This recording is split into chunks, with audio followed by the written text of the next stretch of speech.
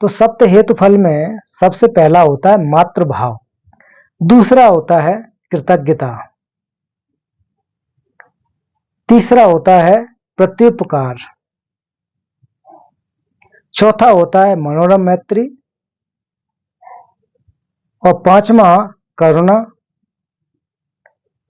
छठवां अध्यास है, सातवां बोध चित्त।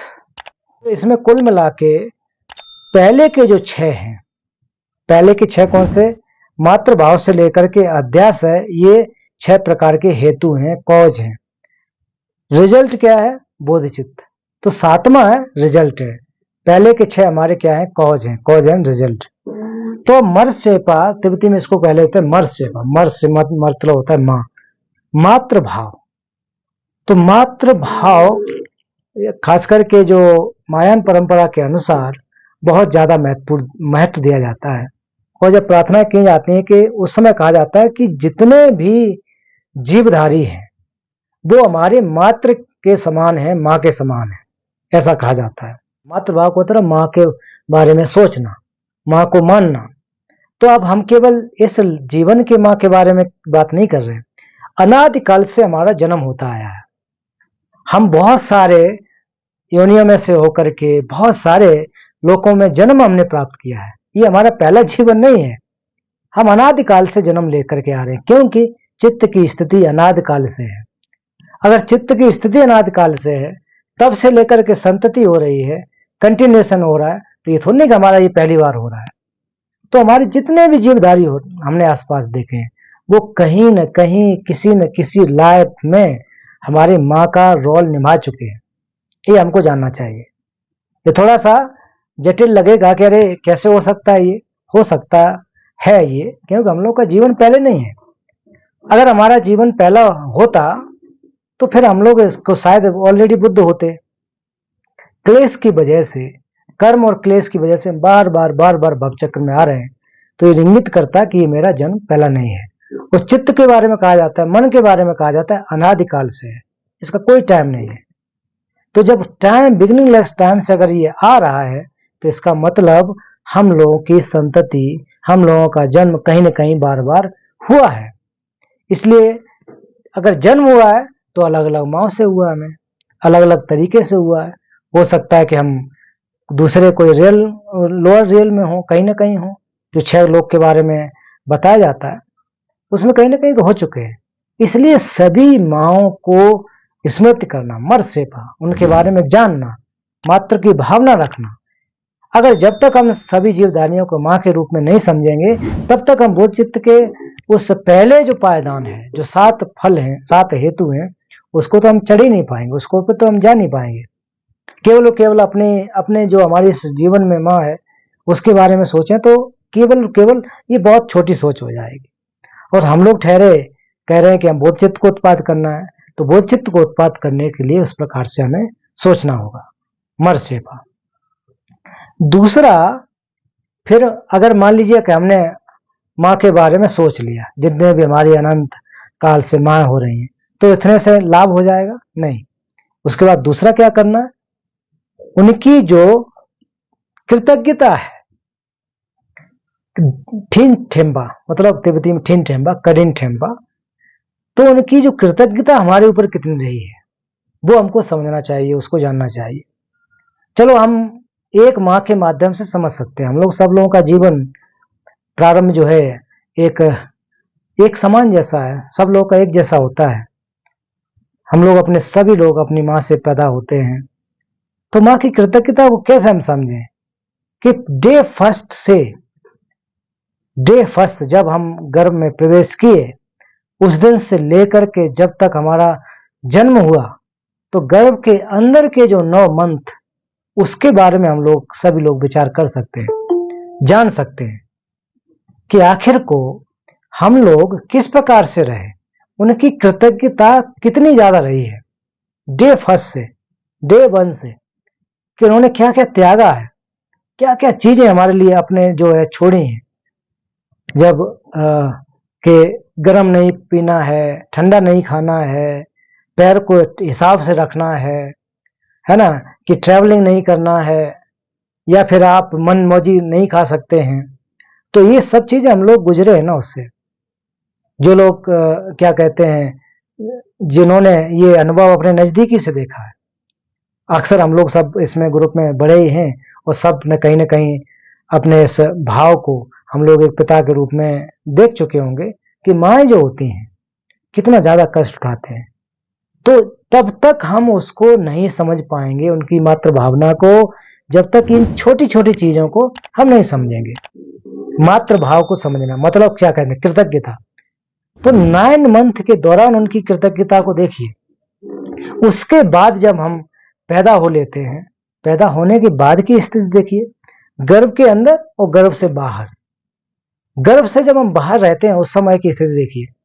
डे फर्स्ट से जब हम गर्भ से बाहर आ जाते हैं, जिसको हम लोग कहते हैं कि जन्म होना, जन्म लेने के बाद से कितना कष्ट होता है, फिर भी वही हालत होती है।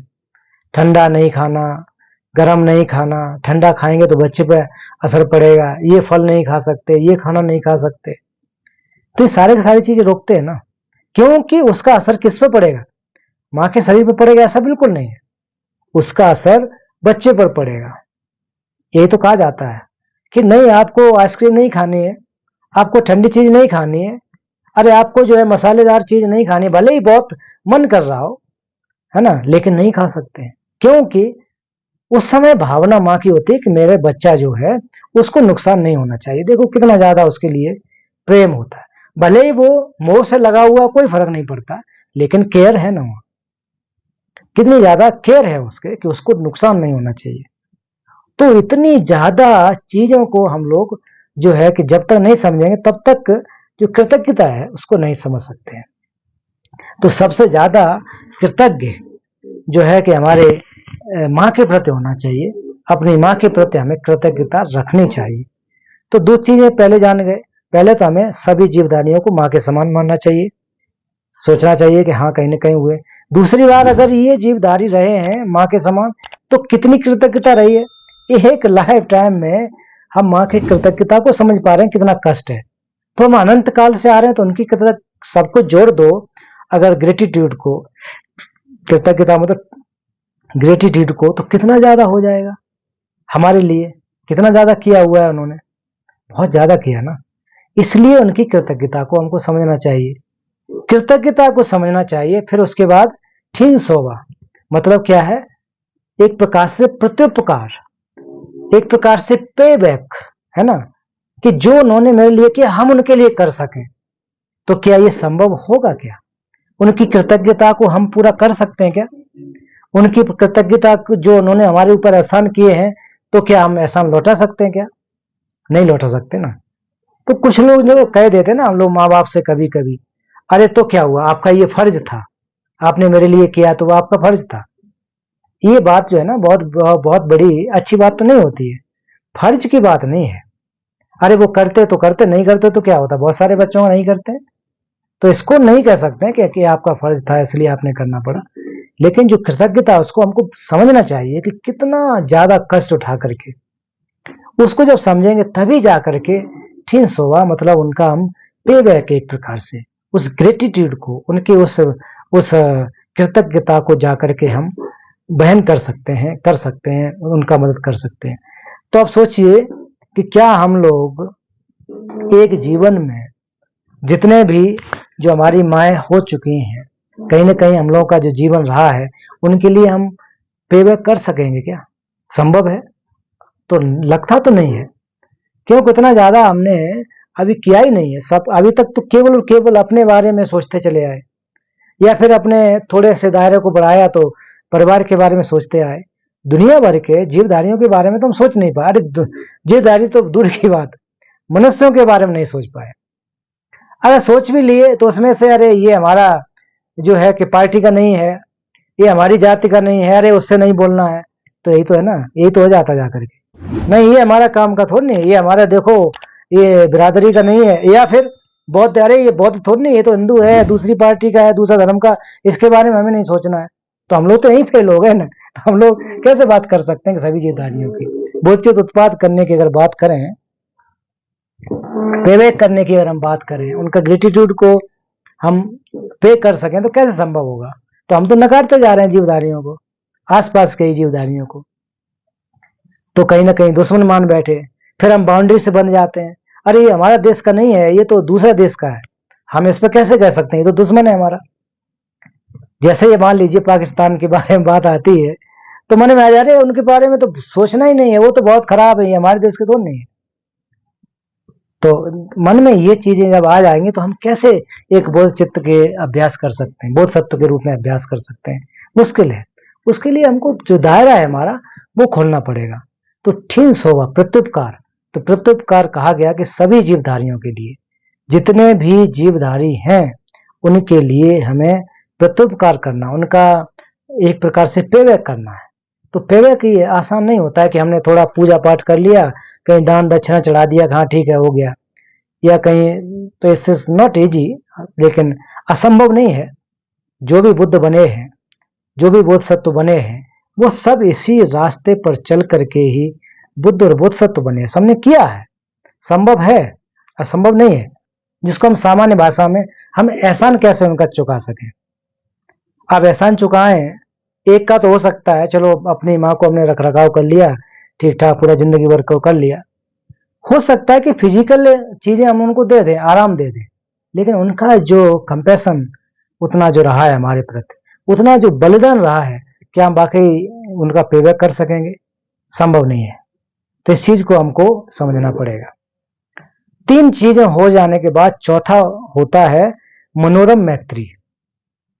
अब मैत्री में भी मनोरम मैत्री हमको करनी है, सामान्य मैत्री नहीं करनी है, मनोरम मैत्री। मनोरम मैत्री का मतलब होता है बहुत ही आनंदित होकर के, बहुत ही दिल से, तिब्बती में ईयों की क्षमता, पूरा ई मतलब मन, दिल, दिल से जो मैत्री निकले, दिखावट वाली बात नहीं है कि हाँ भाई ठीक है ऐसे करके हम तो आपके ऊपर मैत्री कर रहे, प्रेम कर रहे, वो नहीं। मनोरम मैत्री होना चाहिए, पूरा मन के अंदर से, मन के अंदर से आई हुई हो, जो दिल के गहराई से आई हुई मैत्री, दिल की गहराई से आया हुआ जो प्रेम है, वो तो मनोरम मैत्री है। तो इस प्रकार की मनोरम मैत्री, ईयों की क्षमता, वो सारे के सारे जीवधारियों के लिए हमें करनी है। सब जीवधारियों के लिए ये एक प्रकार से करेंगे तो ये चौथा प्रकार का हमारा क्या हेतु है, कॉज है, एक प्रकार से सीड कह सकते हैं इसको। ये सब चीजें मैं जो बता रहा हूं वो बोधि को प्राप्त, बोध चित्त को प्राप्त करने के लिए, बुद्धत्व की प्राप्ति नहीं, बुद्ध केवल बोध चित्त को प्राप्त करने की बात हो रही है, बोधि तो इसके और परे होगी। पांचवा प्रकार का क्या है? उसके बाद आती है करुणा। अब देखो करुणा उत्पन्न तब हो गई जाकर, करुणा का जो क्रम है वो पांचवें स्तर पर रखा है।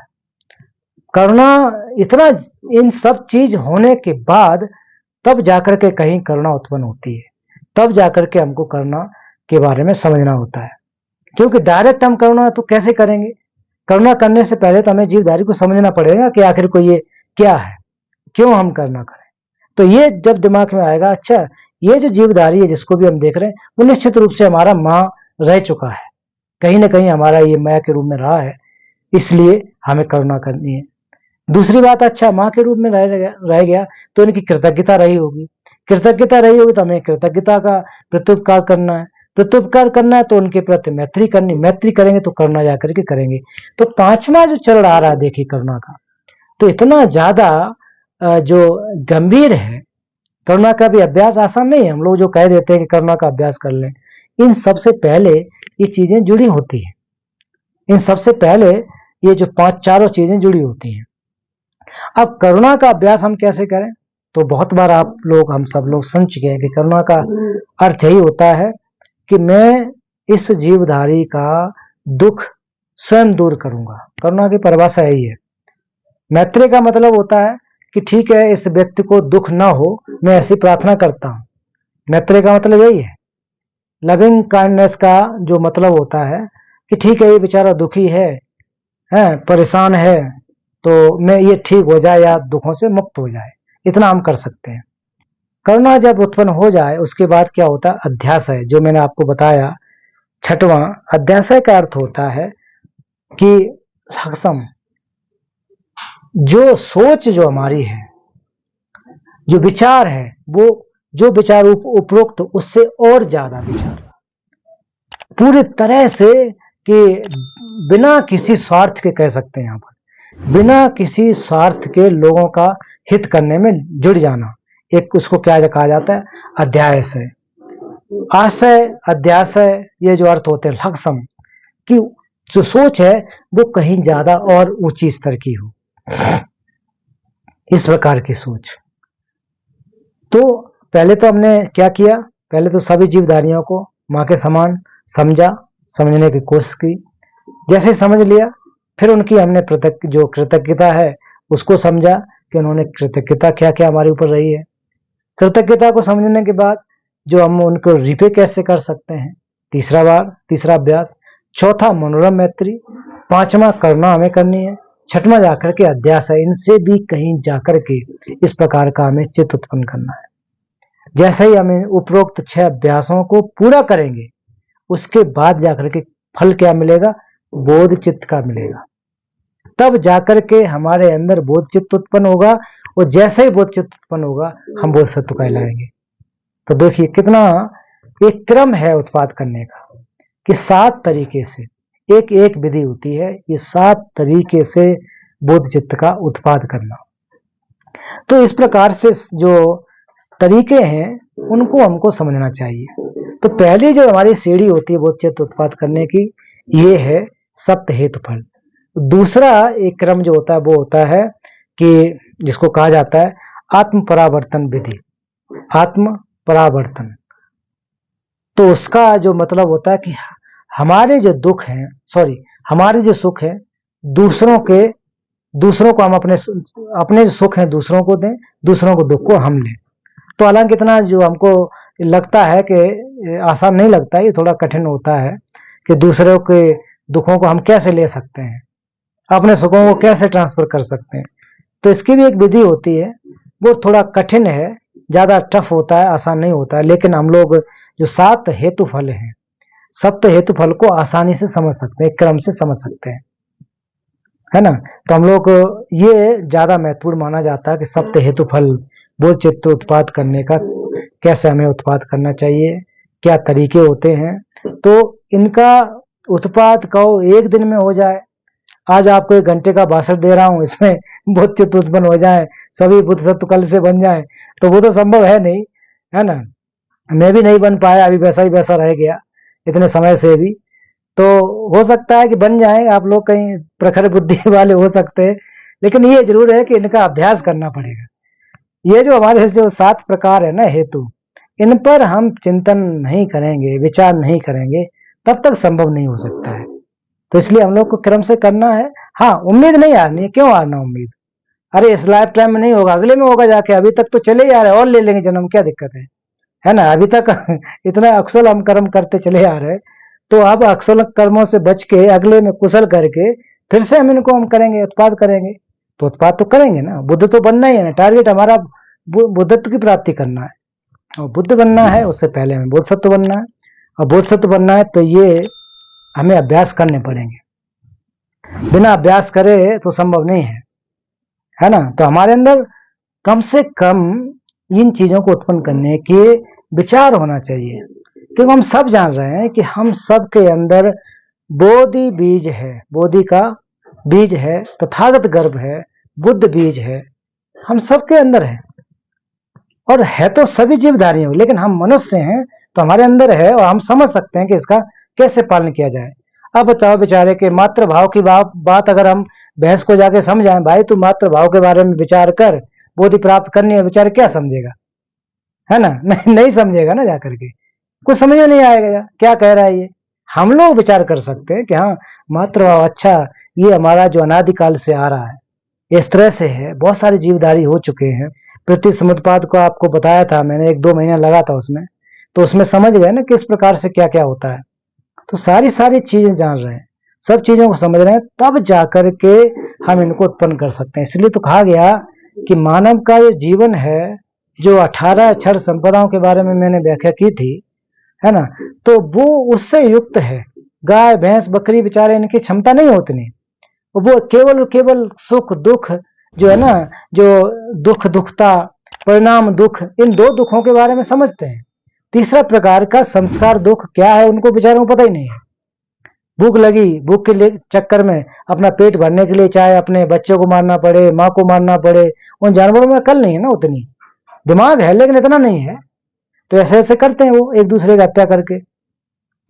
लेकिन हम लोगों के अंदर इतनी सोच समझ है, क्लेशों को हम समझते हैं कि क्लेशों को हटाया जा सकता है, बुराइयों को हटाया जा सकता है, ये हमारे अंदर क्षमता है। तो इसलिए तो मनुष्य के जीवन को श्रेष्ठ कहा गया। और कुछ कोई खास नहीं है हमारे अंदर, कोई श्रेष्ठ इसलिए हो गए हो। हम लोग के अंदर इसलिए है कि हमारे अंदर ये सोच विचार करने का विवेक है। हमारे अंदर बहुत एक खास चीज है, वो विवेक है। हमारे अंदर खास चीज, हम रईस हैं, पैसा है, वो नहीं कहा जा रहा है बुद्ध के अनुसार। बुद्ध के अनुसार कह रहे हैं कि हमारे अंदर विवेक है। ये जो प्रज्ञा है, इसको यूज करके हम बुद्धत्व की प्राप्ति कर सकते हैं। और यही प्रज्ञा का उपयोग करके हम बहुत ज्यादा विनाशकारी भी व्यक्ति बन सकते हैं, दुनिया को बर्बाद कर सकते हैं। ये हम सबके अंदर ये चीजें हैं, हमारे अंदर हैं, हमारे मन में हैं। तो जब तक इनको नहीं समझेंगे, जब तक इस अपने मूल्यों के क्या कहा जाए, हमारे अंदर जो चीजें हैं उसको नहीं समझेंगे, तब तक संभव नहीं है